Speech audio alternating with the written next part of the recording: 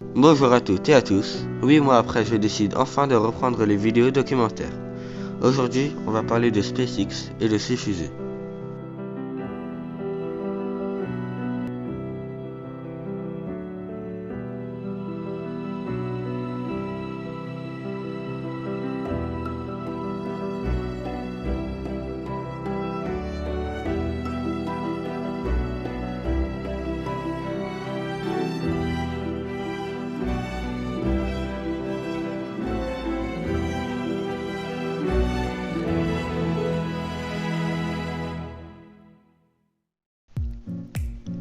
SpaceX est une entreprise américaine spécialisée dans l'astronautique et le vol spatial, dont le but principal est la récupération pour diminuer les coûts de lancement.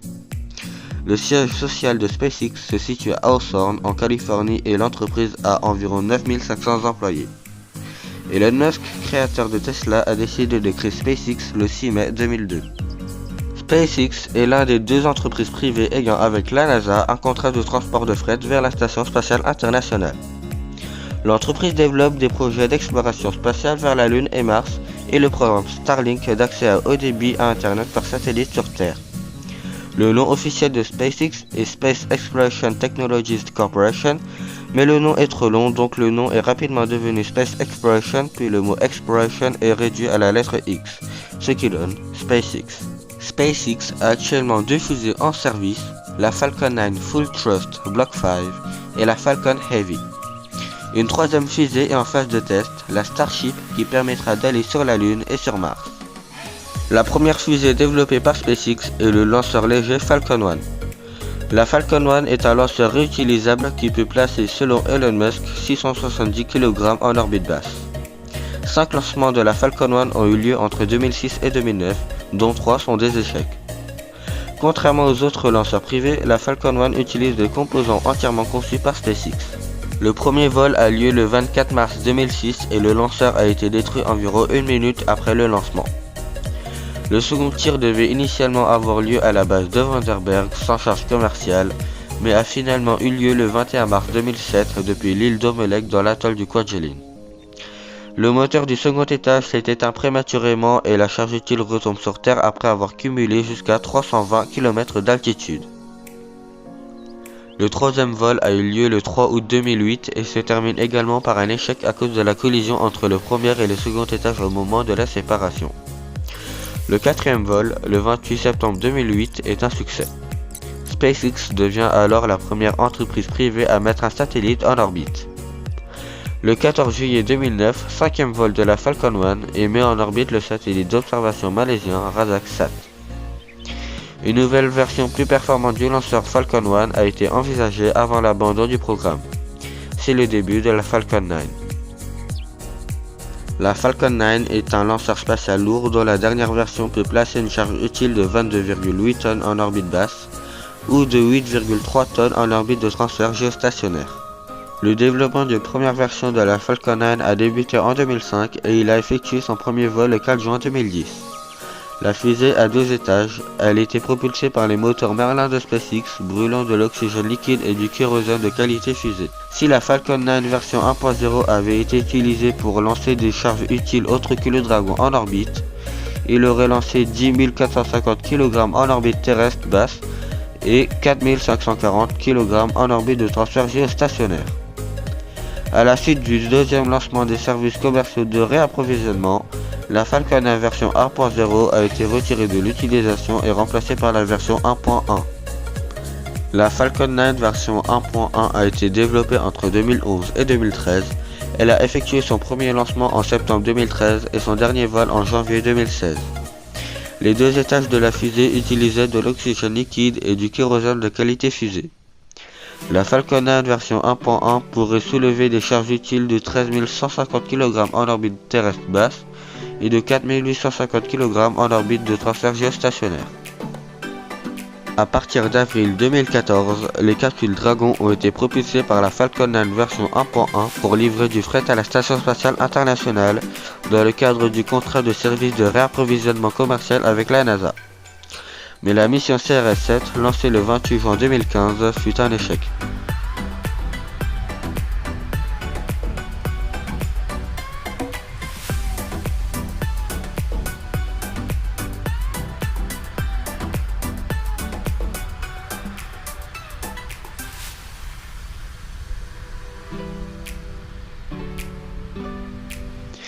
La version 1.1 était également destinée à transporter des astronautes vers l'ISS dans le cadre d'un contrat de développement d'équipage commercial de la NASA signé en septembre 2014, mais ces missions sont désormais prévues pour utiliser la version améliorée, la Falcon 9 Full Thrust, qui a volé pour la première fois en décembre 2015. La Falcon 9 Full Thrust a été conçue entre 2014 et 2015 et a commencé ses opérations de lancement en décembre 2015. Au 11 novembre 2021, la Falcon 9 Full Thrust avait effectué 107 lancements sans aucun échec. Cette fusée est le lanceur orbital le plus fiable actuellement en service. La Falcon 9 a 9 moteurs Merlin 1D en forme de cercle pour le premier étage et un moteur Merlin 1D au second étage. SpaceX a ensuite conçu la Falcon Heavy qui fit son premier vol le 6 février 2018 en lançant une Tesla Roadster en orbite entre la Terre et Mars.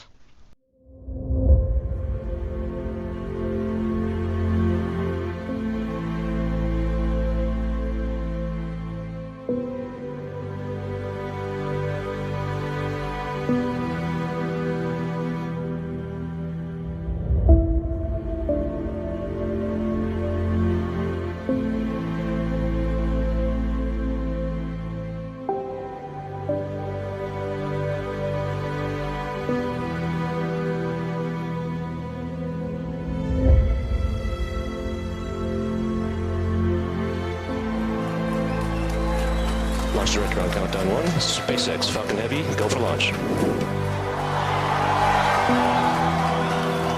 Falcon Heavy is configured for flight. T-minus 15, stand by for terminal count.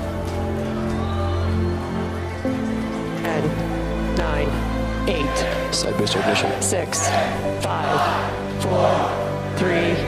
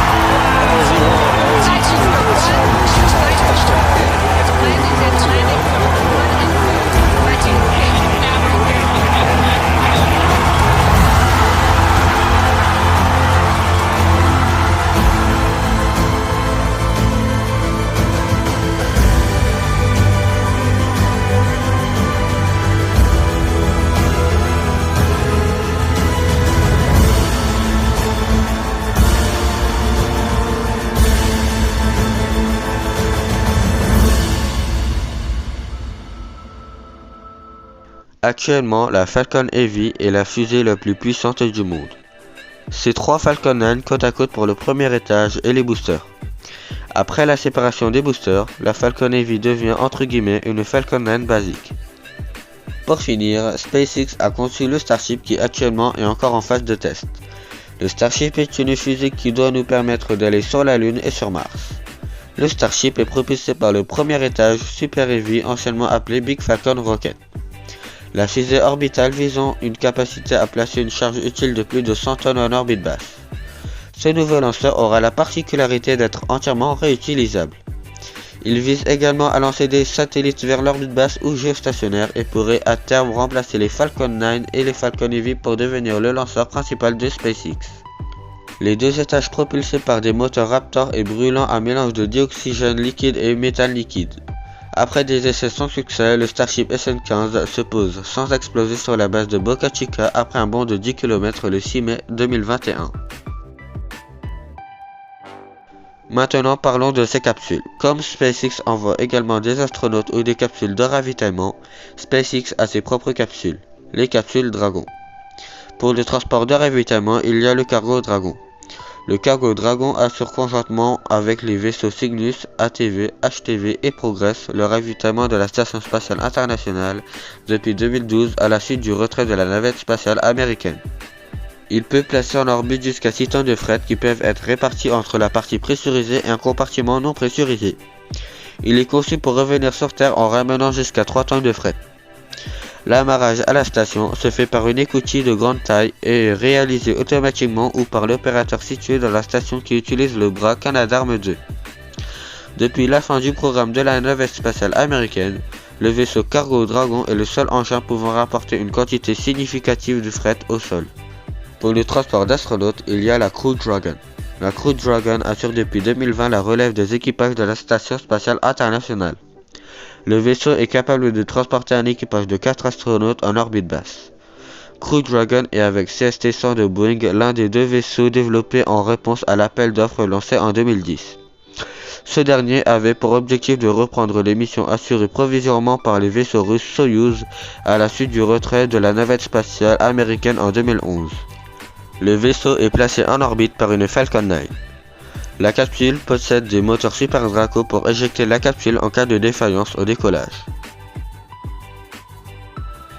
Mais comme je l'ai dit au début, SpaceX est basé sur la récupération. Donc la Falcon 9 et la Falcon Heavy sont aussi presque entièrement réutilisables. Les boosters pour la Falcon Heavy et les premiers étages de ces fusées sont récupérés grâce à un atterrissage en rétropropulsion, plus précisément appelé Suicide Burn. Au début, c'était un enchaînement d'échecs qui fait très mal à l'entreprise.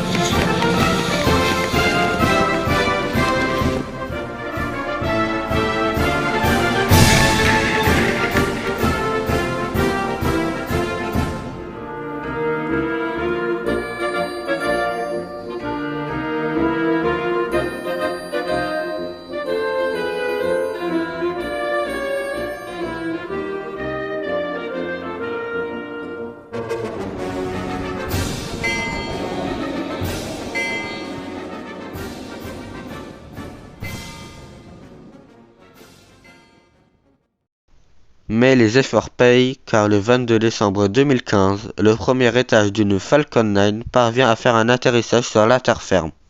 Ce jour-là, Elon Musk a gagné son pari qui était de faire revenir un premier étage d'une fusée orbitale. Finalement, le 8 avril 2016, le premier étage d'une Falcon 9 parvient à faire un atterrissage sur une barge en mer. Et maintenant SpaceX réussit quasiment toutes ses missions et continue son aventure. J'espère que ce documentaire vous aura plu. Je rappelle que toutes mes sources écrites et visuelles sont dans la description. A bientôt pour une prochaine vidéo. Bye. Ignition.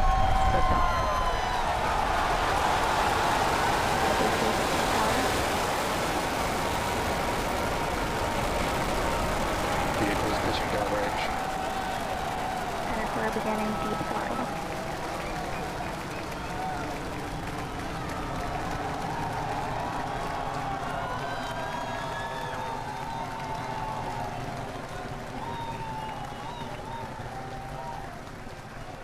Center core at deep throttle. Plus 33 seconds into flight. Under the power of 5.1 million pounds of thrust, Falcon Heavy is headed to space.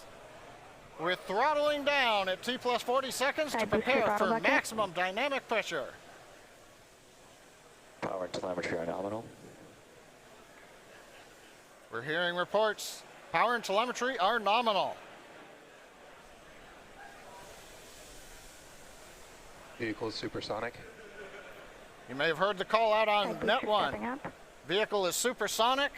Side boosters are throttling back up on power as we're Max through the Q. period of maximum dynamic pressure.